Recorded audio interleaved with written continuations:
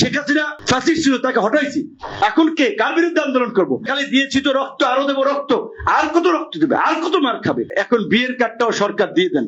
আমি কি সারা জীবন এটাই করতে থাকবো নাকি? আন্দোলন সংগ্রাম। কিছু মানুষ মনে করে আমার এখন আগের মতো প্রেস ক্লাবে আন্দোলন করতে হবে, বক্তব্য দিতে হবে, বিভিন্ন বিষয় মেনশন দেয়। ভাই বিপিনুর কই, তার বক্তব্য পাই না, তার মন্তব্য কি? আমি কি সারা জীবন এটাই করতে থাকবো নাকি? আন্দোলন সংগ্রাম। নতুন যারা আছে এখন রাজনীতি করতেছে, তারা পরীক্ষা দিয়ে তৈরি হোক। 7-8 বছর তো বিরোধী দল যেভাবে হাত ভেঙেছি, পা ভেঙেছি, কোমর ভেঙেছি, শেষ পর্যন্ত নাকটাও ভাঙলাম।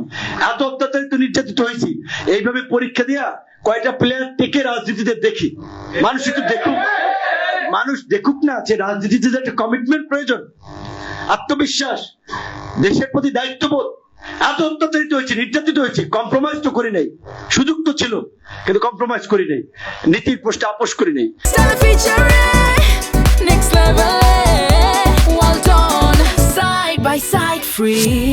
আমি মনে করি অন্তত আগামী 5 বছরে যাই বলেন, মানুষ এত আন্দোলন সংগ্রাম এগুলো চায় না যে প্রতিনিয়ত মিছিল করবে, খালি দিয়েছি তো রক্ত, আরো দেবো রক্ত, আর কত রক্ত দেবে, আর কত মার খাবে? এই শেখ হাসিনা ফ্যাসিস্ট ছিল, তাকে হটাইছি। এখন কে কার বিরুদ্ধে আন্দোলন করব? এখন তো আমরা যারা হাসিনাকে একসাথে হটাইছি তারাই।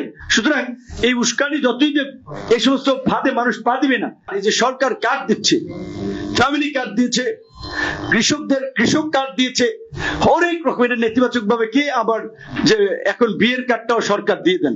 সবকিছু নিয়ে তো হাস্যরস করা, তুচ্ছ তাচ্ছিল্য করা, এটা অসুস্থ মানসিকতা।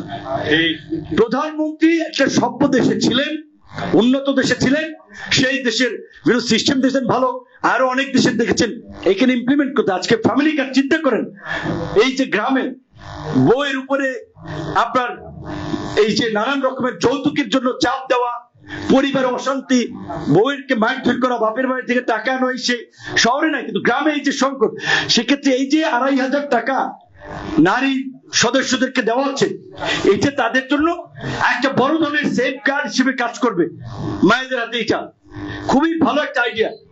তারপরে এই যে ফার্মার কার্ড দিল, কৃষকের সহায়তা যেন কেউ বাইরে না দিতে পারে, সেজন্য ফার্মারদেরকে দিল, তো ভালো আইডিয়া, সরকার সেটা নিয়েছে। স্কুলের বাচ্চাদের জন্য, আপনার শহরের বাচ্চারা স্কুল ড্রেস পরে ভালো লাগে দেখলেও, তো ছোট বাচ্চারা ড্রেস পরে, জুতা পরে, ব্যাগ নিয়ে যায়, গ্রামেও সরকার দিতে চাচ্ছে, তো ভালো আইডিয়া। এই সমস্ত আইডিয়া গুলোতে আপনাদের ইনপুট থাকলে, পর্যালোচনা থাকলে এখানে সহায়তা করেন। আমি পেশাজীবী অধিকার পরিষদকে এটাই বলবো, অন্যান্য অনেক বিরোধী দল অকারণে সবকিছুর সমালোচনা দরকার নাই। আপনারা পলিসি গ্রহণে সরকারকে সহায়তা করেন, এবং অবশ্যই আপনার যদি মনে হয় সরকার রং ডিরেকশনে যাচ্ছে, আপনারা সমালোচনা করবেন। আমি তো একটা প্রতিবাদী মানুষ, আমরা তো একেবারে সবকিছু মেনে নেওয়া, চোখ বন্ধ করে উট পাখির মতো ঝড় দেখলে মাথা গুজে থাকা পাবলিক নই।